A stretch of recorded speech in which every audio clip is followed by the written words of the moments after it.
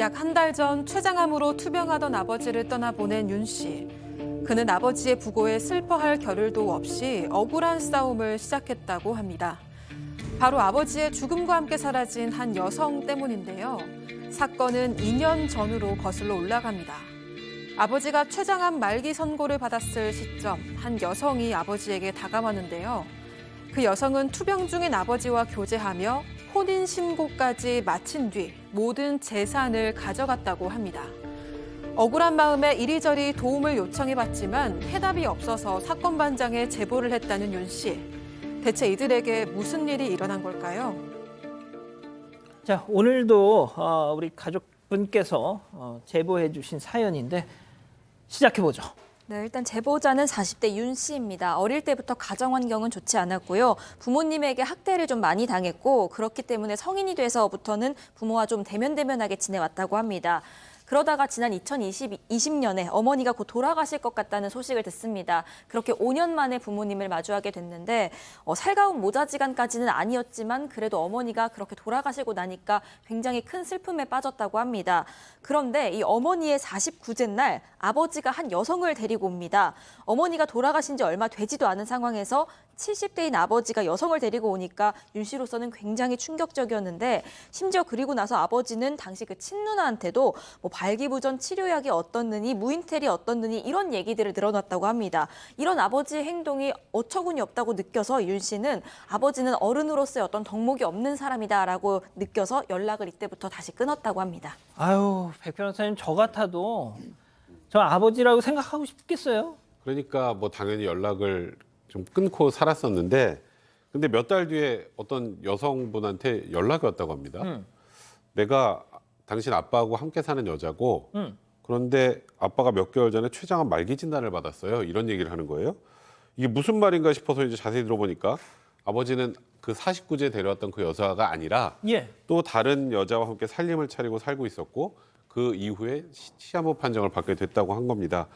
이제 윤 씨가 굉장히 당황스러웠겠죠. 그래서 아니 그러면은 이 소식을 좀 빨리 전해야지 왜 이렇게 알리지 않았느냐 그랬더니 아니 아버지가 그 자식들한테 전달하지 말라 그랬다.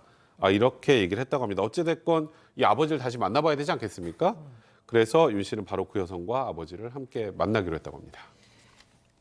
뭐가 됐든 아무리 의절했던 아버지라도 뭐 시한부를 살고 있다면 당연히 좀 가셨겠죠. 그렇죠. 그리고 또 이 윤 씨에 따르면 아버지가 어쨌든 그래도 자식이니까 봐야 된다라고 그 여성에게도 얘기를 했다라는 겁니다. 그래서 바깥에서 아버지하고 여성하고 만나기로 했대요. 만났답니다. 만났고 이렇게 만났는데 기왕이면 집안 어른들에게도 좀 인사도 해야 되지 않겠느냐라고 얘기해서 마침 이제 고모 되시는 분이 식당을 운영하고 있어서 그 식당으로 같이 갔답니다.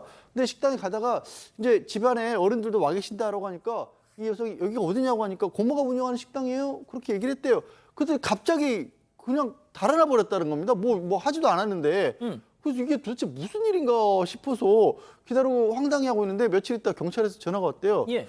그 감금 폭행 혐의로 그거 신고가 접수가 됐습니다. 라고 이게 전락이 왔답니다. 자, 도대체 감금, 납치, 폭행 혐의로 신고를 한 그 사람이 누굴까요? 바로 그 아버지와 함께 산다는 그 여성이었습니다. 자, 제보자 윤 씨의 목소리 직접 들어보시죠. 식당 안에도 들어가지도 않고 여기가 어디냐고 물어봐서 여기는 우리 고모님이 운영하는 식당이다. 아버지 친형제분들이고 살 거면 여기서 인사를 해라. 이게 그런 자리였는데 그 길로 도망간 거예요 그냥. 근데 영문도 모른 채 그게 감금납치 폭행으로 고소를 한 거예요. 정말 지은 죄가 없고 아무것도 없는데 형사들이 CCTV를 다 열람을 하고 다 했는데 차 그 블랙박스도 뒤지고 전부 다 했어요. 그랬더니 정말 아무것도 한 게 없는 거예요. 그 일이 된 다음에 아버지랑 이간질을 더 해놔가지고 저희가 더 연락을 아버지랑 할 수 없게 만들어놨었어요. 아이고 참. 자, 뭐가 됐든 그런 우여곡절 끝에 결국 그 아버지가 돌아가시게 됐다는 거죠. 네, 그렇습니다. 이렇게 시간이 지났는데 어느 날 이제 병원에서 아버지가 돌아가실 것 같습니다. 곧 돌아가실 것 같습니다. 라는 연락이 왔어요. 그러니까 윤 씨는 마음이 너무 안 좋잖아요. 그래서 병원에 어떻게든지 심폐소생술을 해서라도 좀 생명을 연장시켜달라 이렇게 간곡하게 부탁을 하고 그리고 이제 병원으로 달려갔죠. 근데 병원으로 도착해서 얼마 지나지 않아 아버지께서는 결국에 이제 숨을 거두셨습니다. 근데 너무 이상한 거예요. 같이 살던 여자가 같이 있잖아요. 근데 이 여자가 아버지가 돌아가신 것을 확인 확인하자마자 5분 후에 없어진 거예요. 그러니까 이 여자분은 뭐 주로 없어집니다. 그리고 또 5분 후에 감쪽같이 사라진 것에서 끝나는 것이 아니고 장례식장에도 결국 나타나지를 않았습니다. 자, 그러니까 정리를 해보면 말이죠. 아버지가 췌장암 진단을 받은 후에 한 여성과 혼인신고를 했습니다. 자, 그리고 얼마 지나지 않아서 돌아가셨죠. 자, 그런데 그 여성은 아버지가 사망 판정을 받은 지 5분 뒤에 자취를 감쪽같이 자취를 감췄어요. 네, 맞습니다. 이 여성은 뭐예요 이게? 일단 아버지가 췌장암 진단받은 이후에 그리고 생전에 혼인신고를 한 상황이었습니다.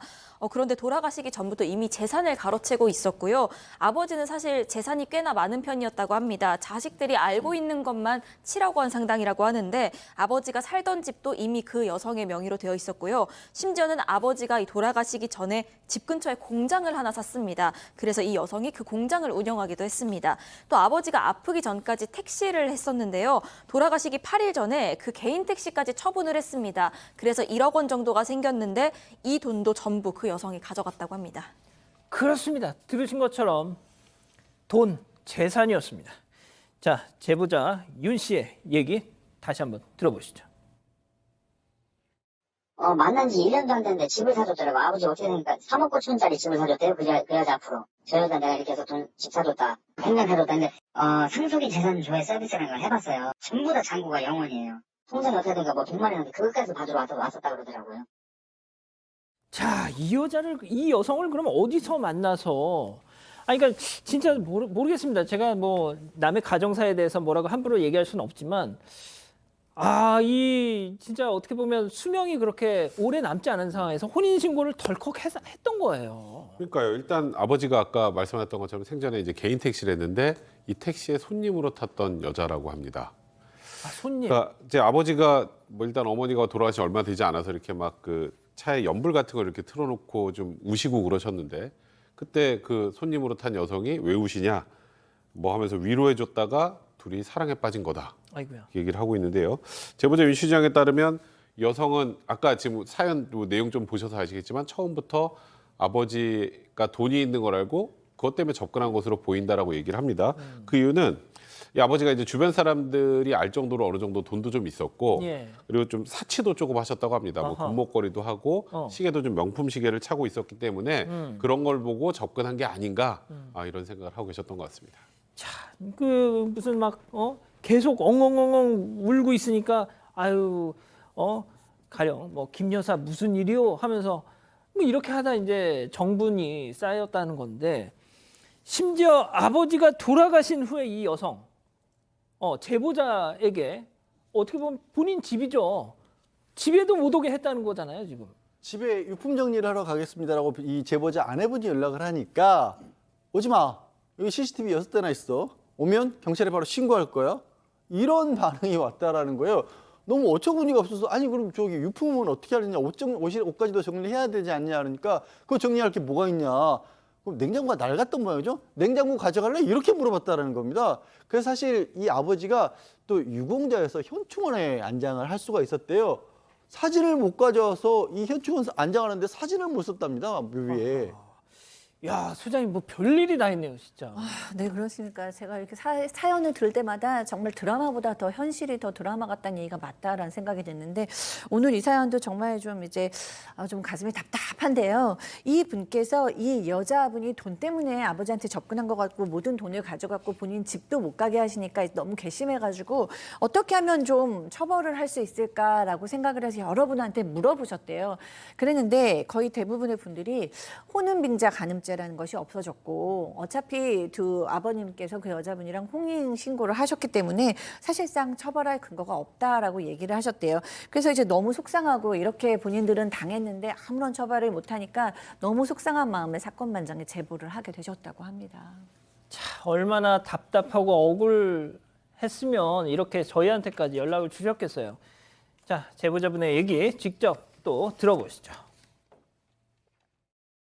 사람의 죽음을 보고 저런 탈을 쓰고서 위해주는 척하고 자식하고는 분리를 하고 그 재산을 남김없이 다 아버지 돌아가시고 그 큰 슬픔에 잠겨 있다 보면 사람이 약간 좀 넋이 나가잖아요. 화장실에 이렇게 앉아있다가 제가 이런 문자를 하나 보내고 싶었어요. 너는 악마다 이렇게. 자, 이런 일 참 비일비재합니다. 자, 별별 상담소 오늘의 궁금증 짚어보죠. 자, 암 환자 아버지의 재산을 가져간 여성. 자, 사기죄로 처벌이 가능하냐 이렇게 물어보셨어요. 일단 두 분 변호사님 말씀부터 좀 들어보죠. 먼저 양 변호사님. 아, 정말 답답하긴 한데요. 이분이 일단 혼인신고를 아버지가 의식이 멀쩡한 상태에서 했잖아요. 췌장암이라고 할지라도. 그러면 법적으로 부부가 맞습니다. 그리고 사기가 되는지 안 되는지를 망자가 됐기 때문에 따져볼 수조차 없고요. 설령 사기죄가 된다고 할지라도 부부 사이에서 처벌 못 합니다. 아이고야. 그래서 예, 형사처벌의 근거는 솔직히 없다고밖에 말씀 못 드리겠네요. 그러니까 이번 사안에 대한 문제 제기를 백 변호사님, 만약에, 그럼 네. 완전 아무 방법이 없어요? 현실적으로 일단 저 여성에게 형사처벌을 받게 할 수 있는 방법은 양절 변호사 말씀하고 저하고 동일합니다. 아이고야. 불가능합니다. 뭐 일단은 피해자가 사망한 상황이고 만약에 돌아가신 아버지가 생전에 문제 제기를 했다면 얘기가 좀 달라질 수 있어요. 뭐 이거는 돈을 노리고 한 결혼이니까 이거는 혼인 취소를 하든 뭔가를 할 수 있었는데 그거는 전혀 하지 않았죠. 굳이 얘기한다면 지금 이 여성분하고 이 여자하고 이 자녀분하고는 공동 상속인이죠. 원래는. 근데 지금 뭐 유언이 있었는지 좀 알 수 없습니다만 사전에 증여를 많이 했다 그래도 최소한 본인의 유류분 정도를 찾아올 수 있는 방법 정도. 그러니까 금전적으로 어느 정도 찾아올 수 있는 방법 정도는 있겠습니다만 그게 아니고 이 여성을 처벌하는 방법 쪽으로는 그러니까 이 여성에게 뭔가 제재를 가할 방법은 현실적으로 좀 없어 보인다. 그건 맞습니다. 일단 유류분 정도. 네. 자, 일단 소장님 좀 뭐 말씀 좀 해주시죠, 뭐. 네, 뭐 어렸을 때부터 어머니, 아버지와 좀 떨어져 있는 시간도 많으셨고 어머니도 그렇게 돌아가셨는데 아버지까지 이렇게 언통하게 돌아가셔서 제보하신 윤 씨의 마음이 너무나 좀 비통하실 것 같습니다. 거기에 아버지의 사진 한 장 제대로 가져올 수 없는 현실에 있어서 되게 외롭고 고독하시다는 생각이 들 것 같아요. 그 여자분도 너무 미울 것 같고요.